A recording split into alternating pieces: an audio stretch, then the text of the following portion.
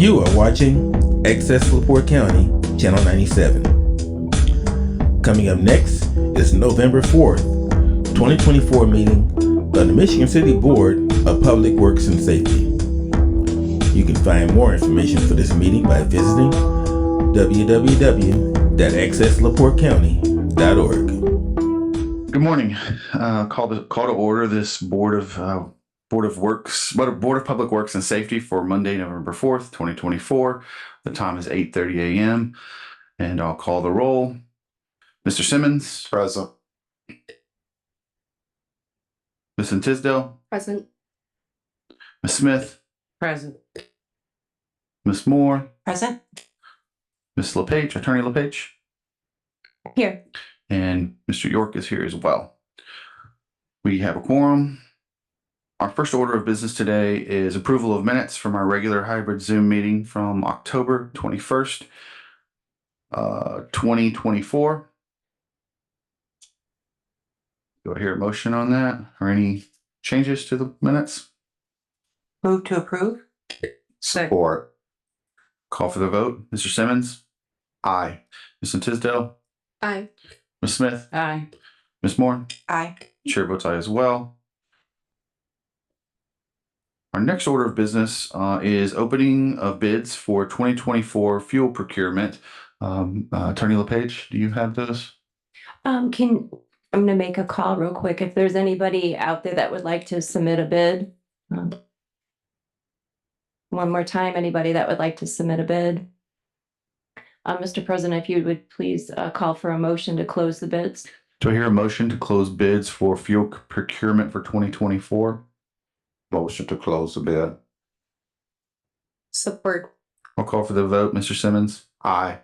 Ms. Tisdale. Aye. Ms. Smith. Aye. Ms. Moore. Aye. Chair votes aye as well. So we've received two bids. The first one is from Keystone Cope out of Valparaiso, Indiana.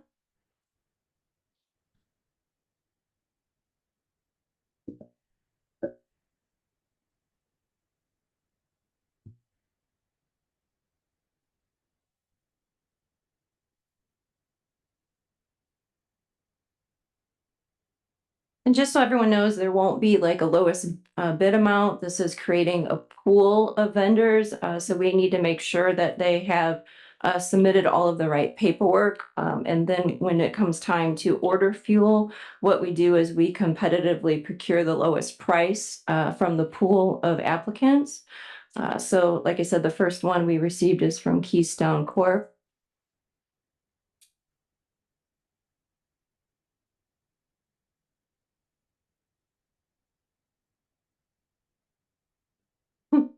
The second one that's sealed really tight is from Al Warren.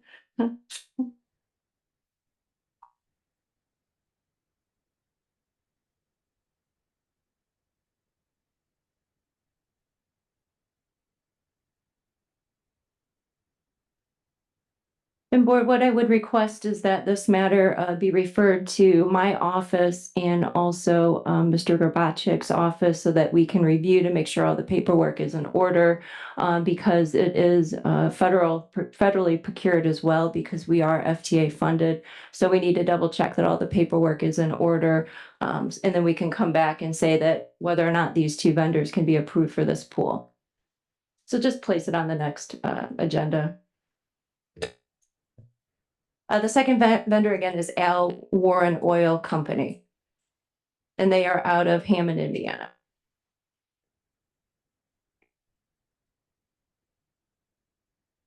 Motion to refer the bids to our central maintenance director and the attorney's office for review.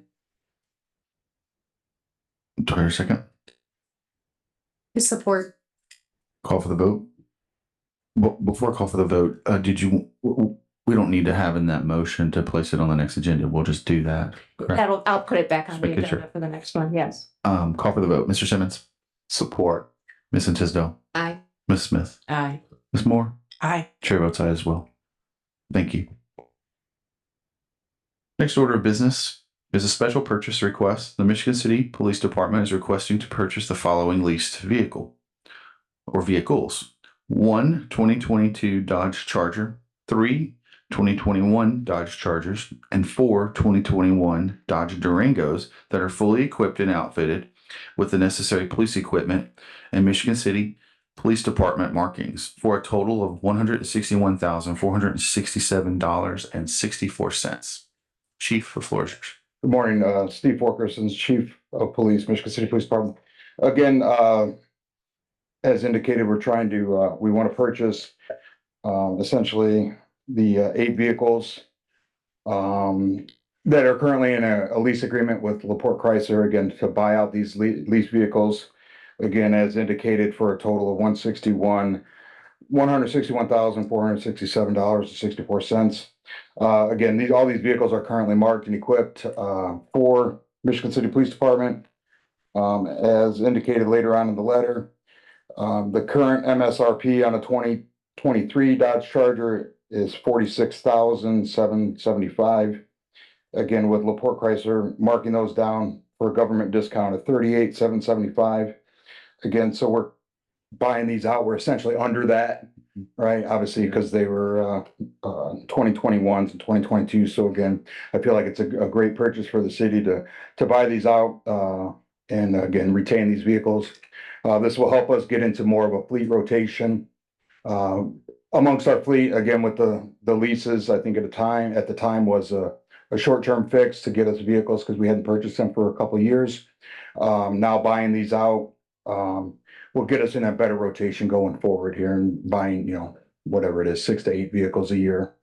So we have a consistent rotation amongst our fleet. Any question of Chief Forker or Assistant Chief Forker? This makes sense to me. The rotation piece of it, that's a good idea. Mr. President, just for the record, that we do have proof of funding from the city controller's office that the money is appropriated in the public safety lit for the purchase. Okay, I will open it up. If there's no other questions of Chief, I will open it up for public comment. Yeah, this is Tommy Kolovic from 1316 Ohio Street. I'd recommend not to buy the 4 Dodge Durangos. I was just in the news last month, for those who are keeping up going down the region. The town of Maryville Police Department got rid of their entire fleet of Durangos because the engines were blown. They're a bunch of junk. They're nothing but a bunch of lemons. You need to give those back to LaPorte Chrysler Dodge. Maybe they need to switch back to the Fords. Thank you. Any other public comment?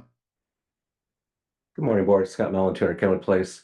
I would recommend you support this. This is a great cash management tool. It saved us a lot of annual cost to now. I've always found leasing and then buying my vehicle off lease has been an effective tool. At $20,000 a unit, I don't think we're going to do any better. These vehicles are already in our fleet, and it's a seamless transaction.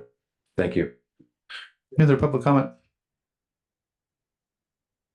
Assistant Chief, I'll hand it back to you if you want to. Yeah, I just wanted to add, right, I know I, again, expressed some of the same concerns that Mr. Kolovic did regarding the Durangos and the state police, Maryville. Those are the Hemi Chargers, or I'm sorry, the Hemi Durangos. We currently do not have any Hemi Durangos in our fleet.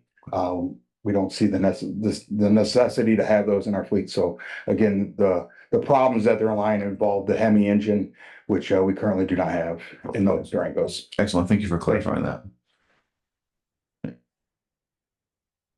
Mr. Garbacek, you can absolutely. Thank you. Daryl Garbacek, Superintendent, Central Maintenance.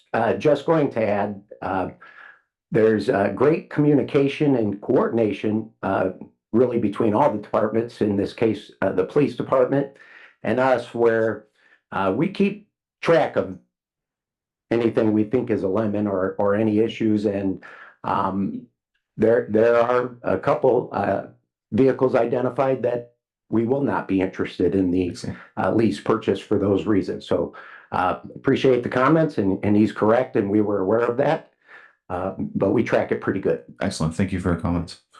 Any other public comments? If not, I'm going to close public comments. To hear a motion from the board. Any other questions of Assistant Chief Forker? Motion to approve. Second. I'll call for the vote. Mr. Simmons? Aye. Ms. Tisdale? Aye. Ms. Smith? Aye. Ms. Moore? Aye. Chair votes aye as well. Thank you guys for the presentation, and sounds like a good opportunity for us. Next order of business is memorandum of understanding. Memorandum of understanding between the City of Michigan City and the Michigan City Sanitary District for overtime expenses incurred by the City Controller's Office to date to address the financial health of the sanitary district. I'm not sure who's going to present this one. Attorney LePage? Sure. Our mayor? Let Mayor present. Absolutely. Good morning, Mayor.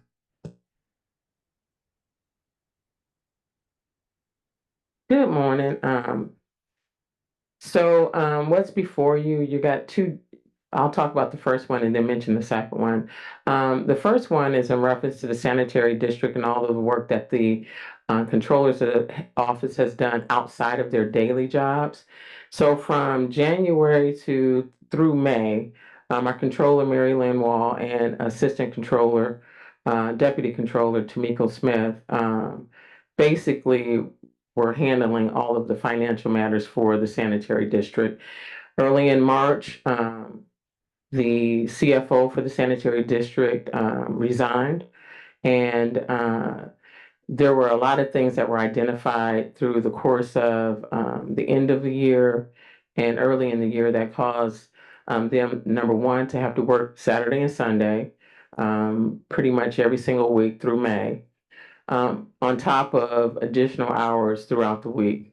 Now, since May, some other changes have happened.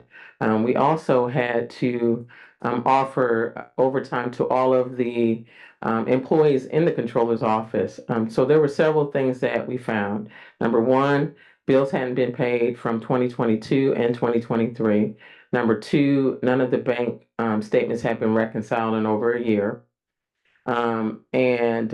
Amongst other things, we had the annual report that was due, and then the monthly claims reports for the sanitary district. We've taken on all those responsibilities.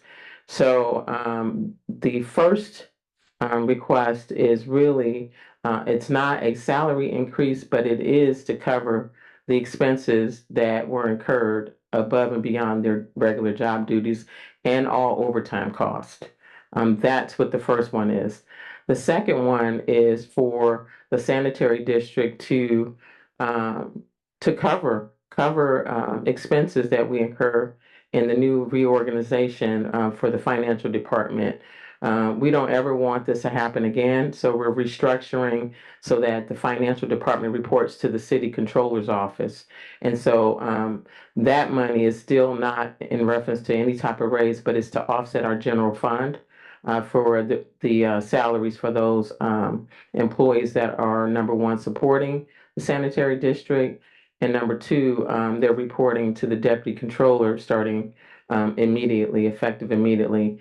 And all of these were approved by the sanitary district at their last board meeting. So if there are any questions for me, I'll just sit here. Any questions of the mayor? Okay, hearing none, I'll open up for public comment. Any public comment on this one? All right, hearing none, I'll close public. Anything online? Okay, great to look up there. I'll close public comment. Any additional questions of the mayor or any comments from the board? Or do I hear a motion? I just want to commend you for the process that you've taken to get this righted. I did listen to the audit that was done previously, and I commend you. Thank you for taking charge of this. Yes, I agree. Do I hear a motion? I move to approve. Support. All righty, I'm going to call for the vote. Mr. Simmons? I'm going to abstain for the obvious reasons. Absolutely. Ms. Tisdale? Aye. Ms. Smith? I too will abstain for obvious reasons. Absolutely. Ms. Moore? Aye. And chair votes aye as well. Thank you. Thank you, Mayor. Okay, Mayor has explained our next piece, but I will read it, and then maybe if there's any questions, we'll have her back up. But let me go ahead and read the next item. The next item is a memorandum of understanding. A memorandum of understanding between the City of Michigan City and the Michigan City Sanitary District for accounting services provided by the City Controller's Office and contributions toward the salaries of the mayor, city controller, deputy city controller, and administrative assistant 3 Human Resources Department to help defray the city's general fund. And do you believe you heard Mayor just present what this memorandum is about? It's basically to defer costs of our employees who work here in City Hall, working with the sanitary district as well, and doing some of their accounting services and other services as listed here. Any questions of the mayor or any questions that you have of this on the board? All right, I'll open up for public comment. Any public comment on this item? Any public comment going once, going twice? All right, we'll close public comment. Do I hear a motion from the board? I'll make a motion to approve this memorandum of understanding and get it in place for our next fiscal year. Support. I'll call for the vote. Mr. Simmons? Again, for obvious reasons, I abstain. Ms. Tisdale? Aye. Ms. Smith? Abstain. Ms. Moore? Hi. Chair votes aye as well. Thank you, Mayor. All right, our next order of business is a request to use city-owned property. Ton and Blank, 1623 Greenwood Ave, is requesting to put a dumpster and a porta potty in the city-owned parking lot next to 113 West 8th Street, known as El Salon, for 2 weeks starting November 4th. And this is in conjunction with a project that the city is actually funding. I believe the UEZ is funding some portions too. But Cherie, Ms. Wilson's here today to explain a little bit about this. I think it became a little bit more involved.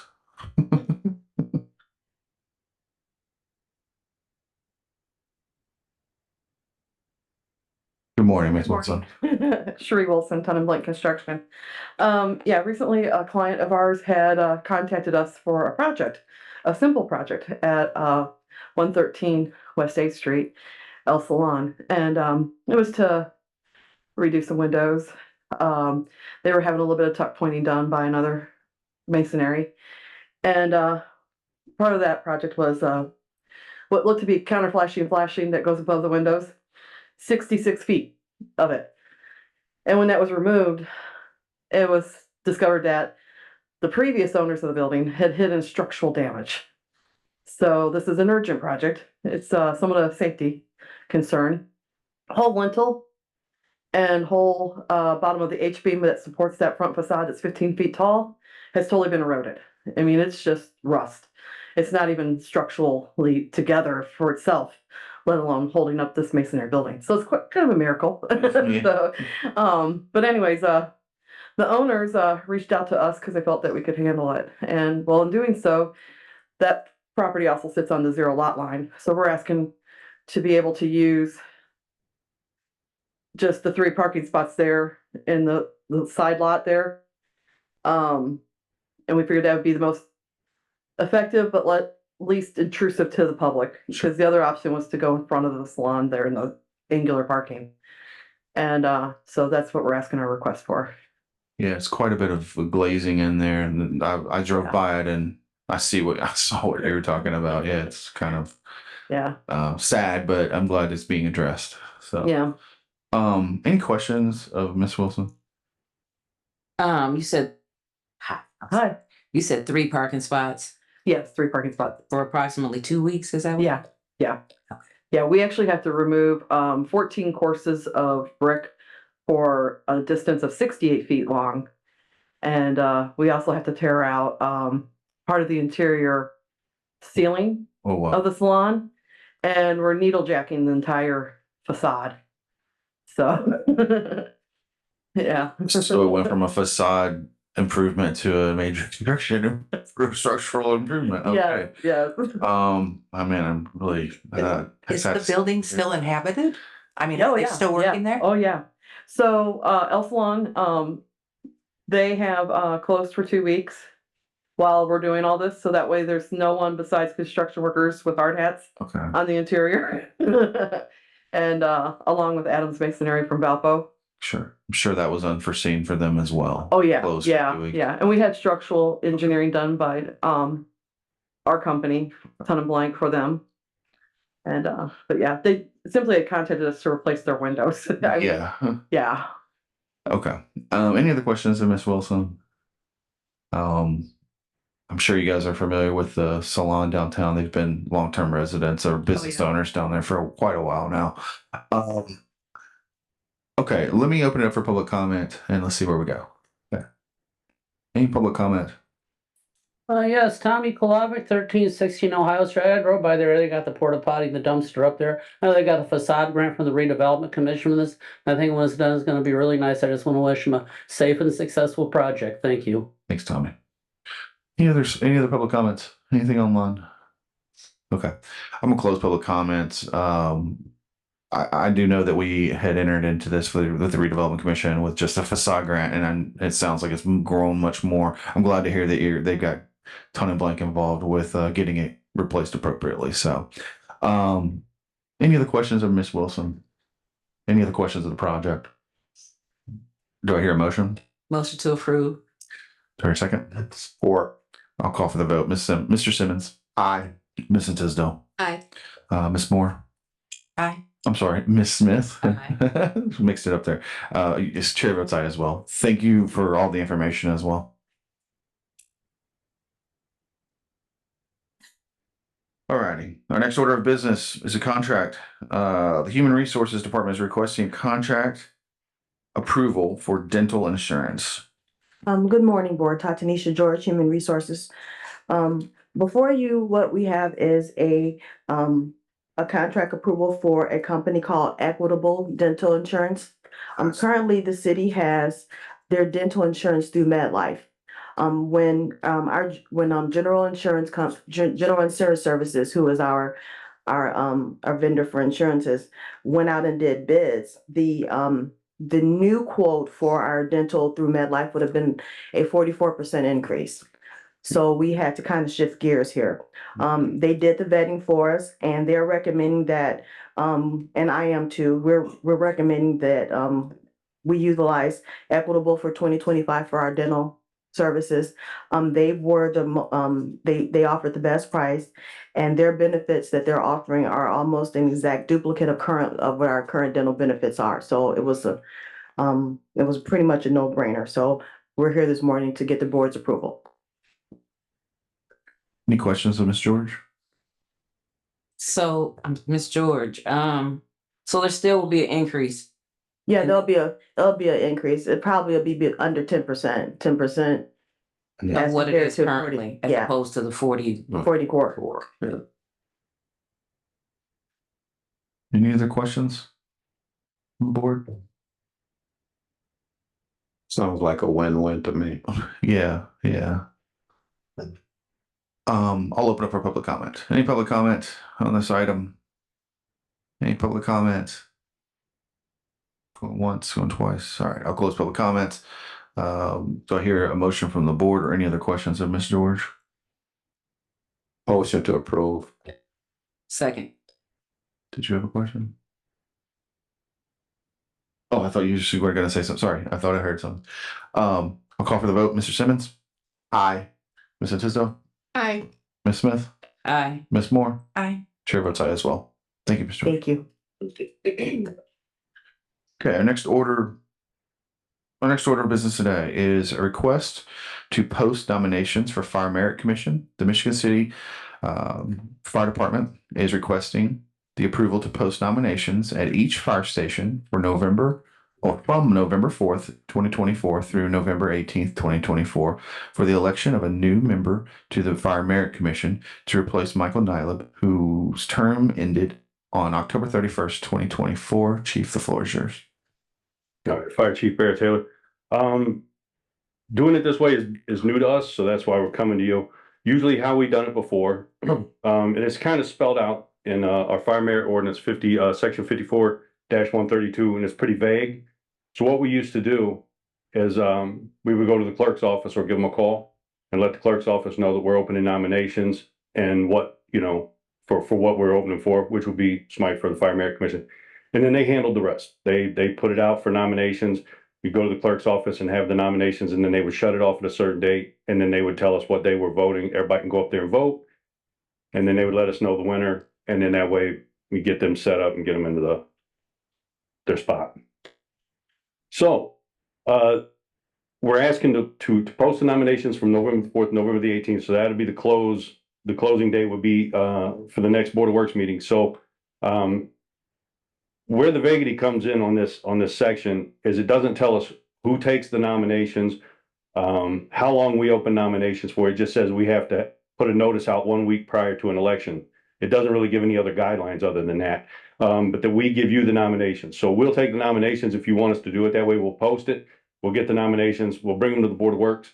There's a couple of requirements for the individuals to be on the merit commission.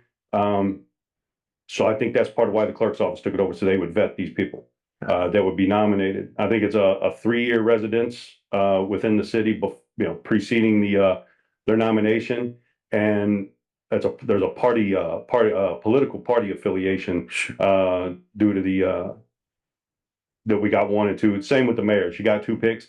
She has to have a Democrat and a Republican. We have to have a Democrat and a Republican. Yeah. But I don't have access to the voter registration deal.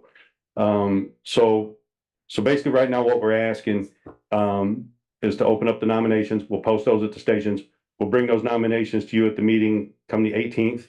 And then we're supposed to give a 1 week notice. I don't know if we want to do it a week after that or wait to hear back from you and then set it up for a week after that. Yeah. So this is getting a little complicated, and it really shouldn't be. I've read this enough times, so I'm making it complicated. Yeah. So the ordinance itself is a little vague, right? So what we're doing Would is you like me to read that section? No, I don't so they need can it. Hear it? That's What cool. we're gonna do and what I'm proposing is exactly what happened the last time we did this, right? Because we gotta post the notice, we gotta create the pool of candidates. Got it. So don't get too wrapped up in the details. It's not that hard. What we'll do is we'll open it up. There'll be nominations. We just have to post at the stations that the Board of Works is seeking nominations. Nominations should go to Isabel as the clerk. Okay. So I'll help her draft the notice and then get it over to you. That'll be what we're gonna hang up. Yes. All right. Mhm.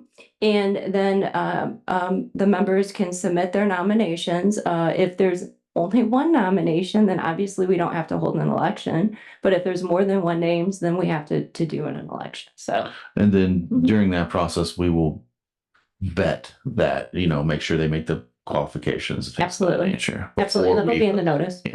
All right. That was a lot I got simpler. you. I got you. Because we've never done it this way before. We always just got a hold of the clerk's office and said, hey, we're opening nominations, and they handled everything. We got you. All right, cool. Thank Sounds like they got you, Chief. you. Appreciate it. No problem. So the nominations won't go to us. They're gonna go to Isabel. They're gonna go to Isabel. We'll So help it's out you. of our hands. All we'll need to do is send you the notice and say, All right. Chief, please post. So all we need to do today is approve the actual posting of this, correct? The actual creation of Yes, the yeah, process. Okay. That's real easy. Yeah. I was getting a little worried there. Detailed about it, but I get No, it. you're Yeah. good, Chief. You're good. You're good. I know.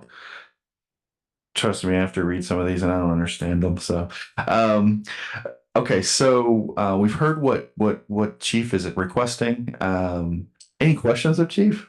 On the board? Sounds like we got it pretty clear. Yeah. Got a direction. I'll open up for public comment and Okay. then we'll get a vote.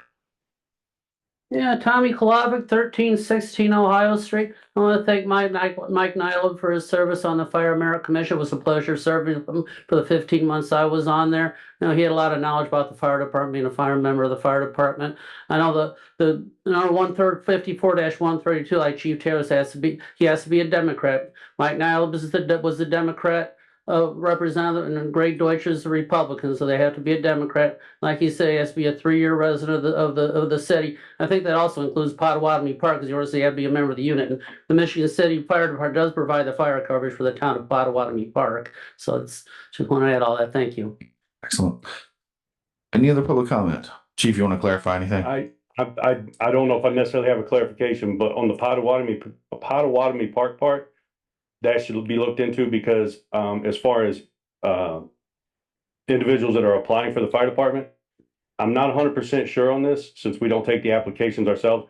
But from what I understand, Potawatomi Park residents do not get the city resident points that they would get for, you know, for Oh, testing. So I don't know if that would, the same thing would apply residency wise for the commission. That's something definitely to look into. Okay. So we know for future reference. Okay. Thank you, Chief. Any other public comments? Anything online? Okay, hearing none, I'll close public comments. Any other further questions about this before we vote? Any other questions? Sounds like Attorney LePage has this under control and ready to go with the process. Do I hear a motion to approve? Motion to approve. For a second. Support. I'll call for the vote. Mr. Simmons. Aye. Mrs. Tisdale. Aye. Ms. Smith. Aye. Ms. Moore. Aye. Chair votes aye as well. Thank you, Chief, for being here today. Yep. All right.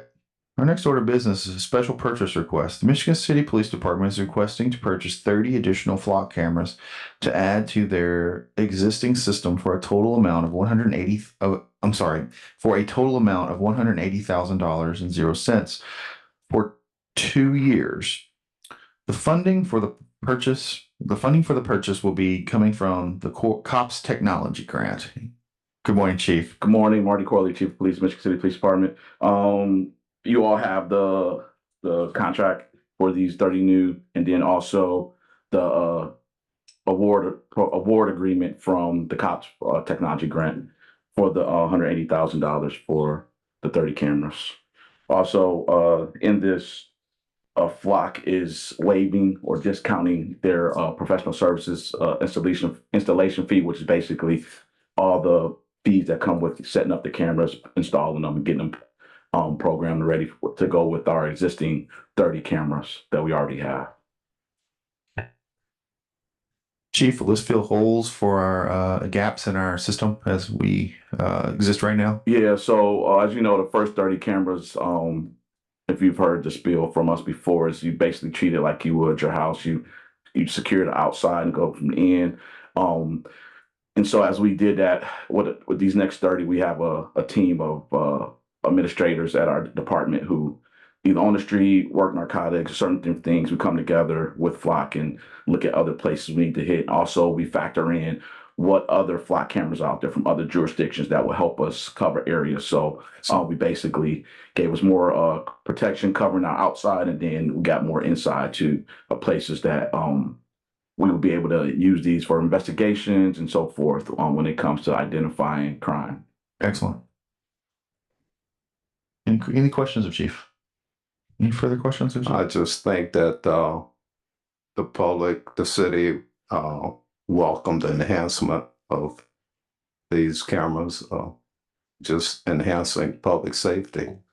Thank you. Yeah, thank you. I just want to add also that we started this process, I believe, last year with Congressman Van getting these funds appropriated. I just have a real quick question, and it's only because I don't know, but what happens at the end of the 2-year period? Does it, for the camera, this is a 2. Yeah, so either we apply for more grant funding or the city encumbrance the cost. Is the cost remain the same then, year to year? Yes, it won't go up.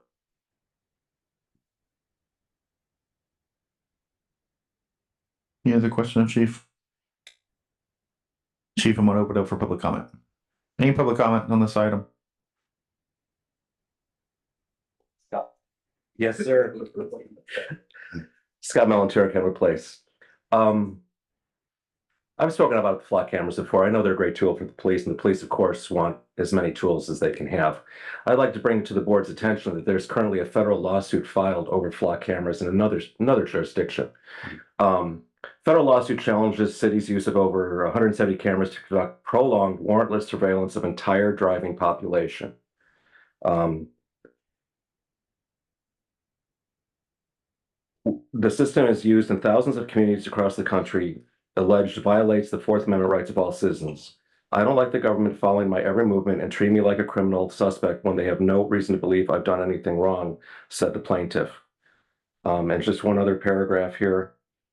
Unlike traditional traffic cameras, which capture an image only when they sense speeding or someone running a red light, flock cameras capture images of every car driving by, which it retains for at least 30 days. The city has created a dragnet that allows the government to monitor everyone's day-to-day movements without a warrant or probable cause. This type of mass surveillance is a blatant violation of the Fourth Amendment, said the attorney. The Fourth Amendment is more than just an inconvenience for the police. It's something for us to be aware of. I know this is a federal grant for these cameras, but it is a 2-year renewable contract. Our current contract for our current system is approximately $180,000. This would, for 2 years, so this would essentially double that.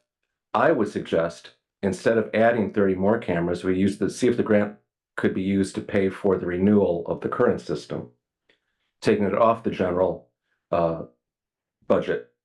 We're currently redoing our entire refuse ordinance, hoping to save about $200,000. Here we could save $200,000 and not add a potential $400,000 renewal in 2 years.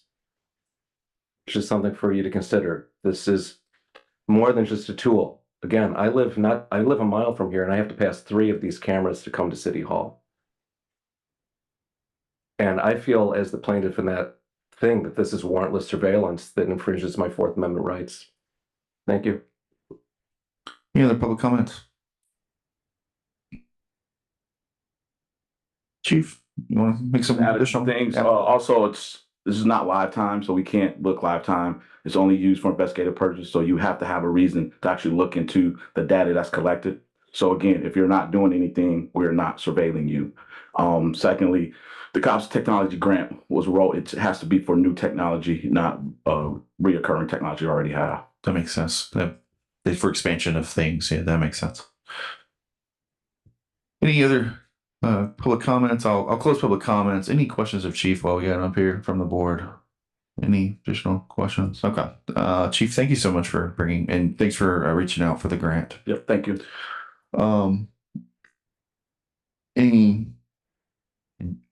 Absolutely.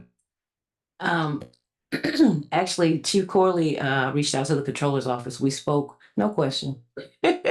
We spoke extensively about this grant with those same questions, Scott.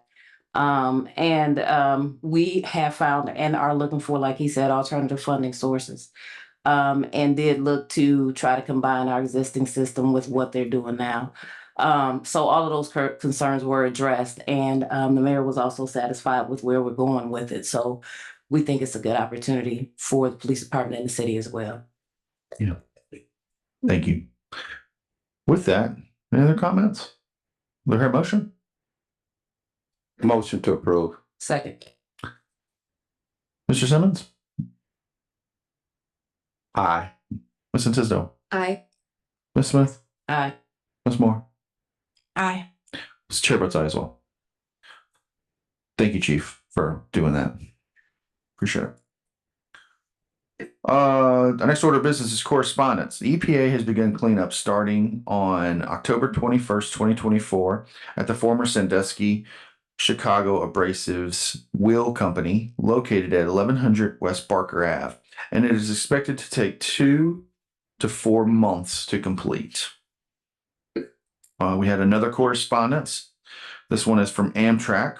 Amtrak has formally filed a petition requesting exemption from the city's noise ordinance. The hearing will be held on Monday, November 18th, 2024 at 2:30 p.m. Central Standard Time in the Michigan City Council chambers, and will be open to the public, and any person may testify.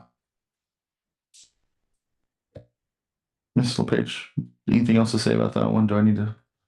No, I don't think there is. That Amtrak has just formally requested an exemption. They sent their petition and as to why, and they will be presenting the same at the hearing. Excellent, thank you.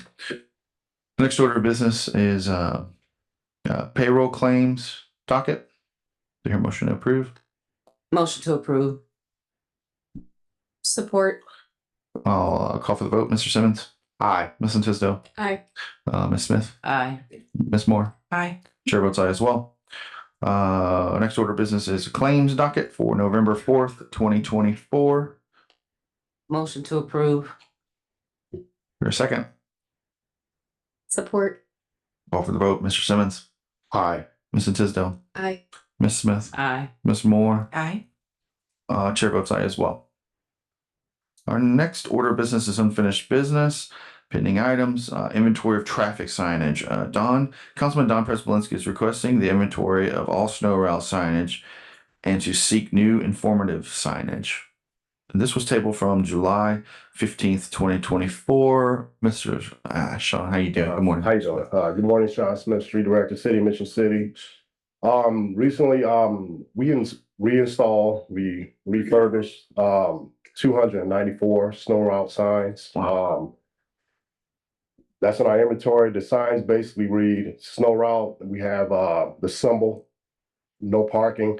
When declared, that basically means anytime there's a major event within the city, the mayor declares no parking on these said streets, which are basically in the snow route ordinance. Okay, excellent. How many were there? We have a total of 294 snow route signs. That's a lot of signs. Good question. Is that enough? Yeah, so yeah. Sounds like enough, but maybe it's not. Yeah, no. Okay, excellent. So that one's done. You think we're eligible to pull that off of our? Yes, we can take it off the agenda. I can also email you the image of the exact sign, so you have it as well. Excellent. So, yeah. Excellent. So it sounds like this is done. Can we get this one off our, do I hear a motion to remove from our? Motion to remove from the pending list. Support. Call for the vote. Mr. Simmons. Aye. Ms. Tisdale. Aye. Ms. Smith. Aye. Ms. Moore. Aye. Chair votes aye as well. Thank you, Sean, for doing that. Our next order of business is street enhancement. Councilman Don Prespolinski is requesting for the Board of Works to contact CSX Railroad for a project start date to fix the railroad crossing at Woodland Ave, tabled August 19th, 2024. Our city engineer is here, Mr. Warner. Good morning, Tim Warner, city engineer. Several months back, I contacted Justin Cease, who's the CSX roadmaster for the area.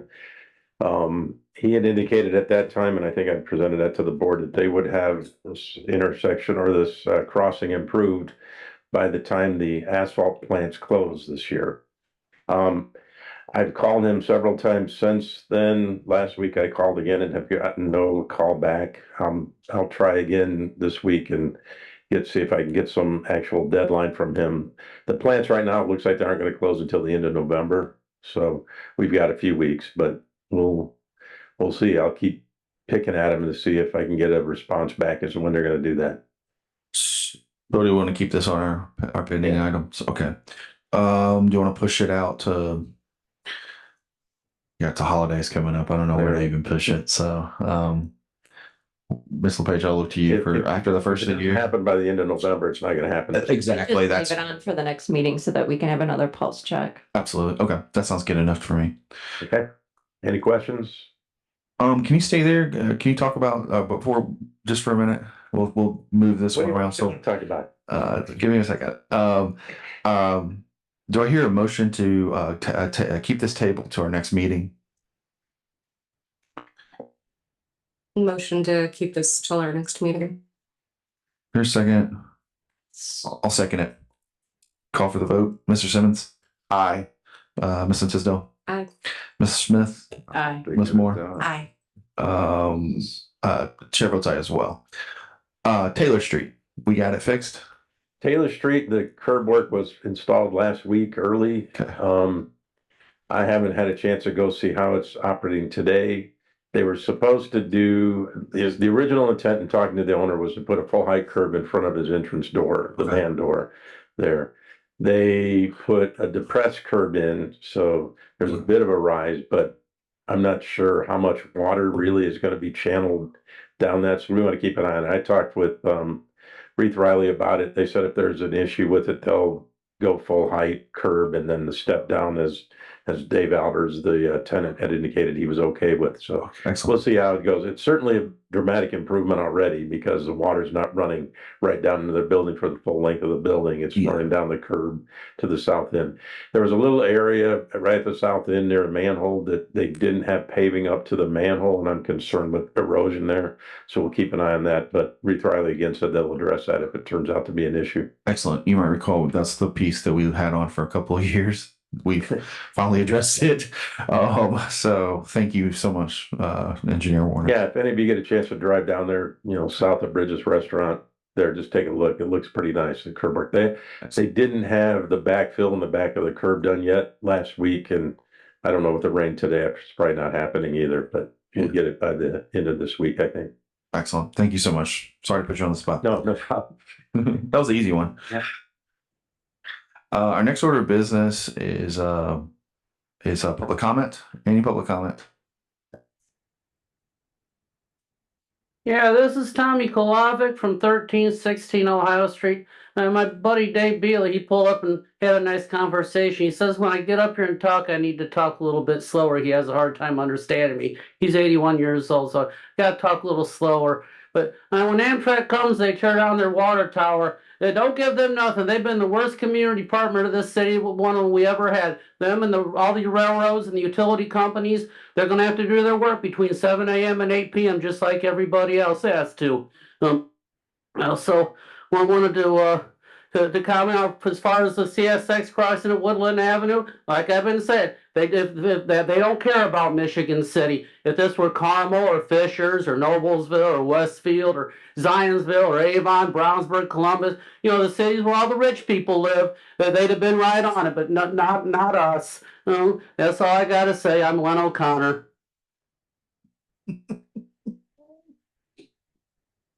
Good.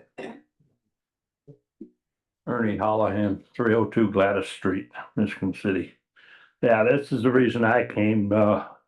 I've been on top of this Woodland Ave thing since it started, and it's beyond me how they, before and after they fixed the crossings and they skipped Woodland Ave. I just don't understand why they skipped the most worst one in the city. It was worse than Tilden was when they closed it off. I don't even go across it anymore. I go down to Jackson Street and cross it because it's going to do some damage to some cars. And I have expressed this at city council meetings, and I don't know what else to do or say to get this done. I thought they said it was going to be done at the end of this month, or last month, but nothing's been touched on it. So if you would, please stay on top of it and stay on them. Thank you.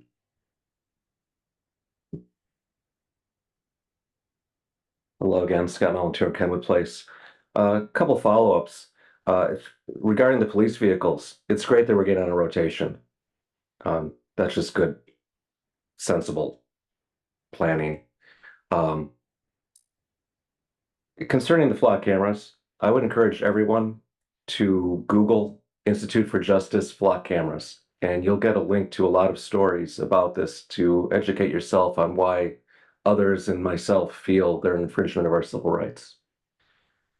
And last thing, public notice, the Amtrak, just so the people of Michigan City want to know, our iconic coal tower, cement tower there, they want to take it off the tracks. They want to remove it. Kind of like a local landmark, if you will. And the reason they're asking for an exemption is so they can work 24 hours a day to clear the tracks as quickly as possible. And as all the board members know, the train companies are zero responsibility to local communities, whether you're Fishers or Michigan City. They kind of do what they want because they're subject to federal law. Local law has very little sway over them. So I don't think it's a standard of income. Train companies are just general jerks to work with. But I think that people should know that another one of our local landmarks is going to be removed, and there's pretty much nothing we can do about it. I think we should facilitate their work, actually. Shorter disruption is better than a longer disruption. Thank you. Any other public comments? Anything online, Andrew? I'm seeing none. I'll close public comments. Any board comments? Just remind everybody to please vote tomorrow. Excellent reminder. Yes, please vote. Any other board comments? Gene? You good? I thought you said something, sorry. Echoing. Got it. Okay, hearing none, I'll call for adjournment. Do I hear a motion to adjourn? Motion to adjourn. Excellent. Support.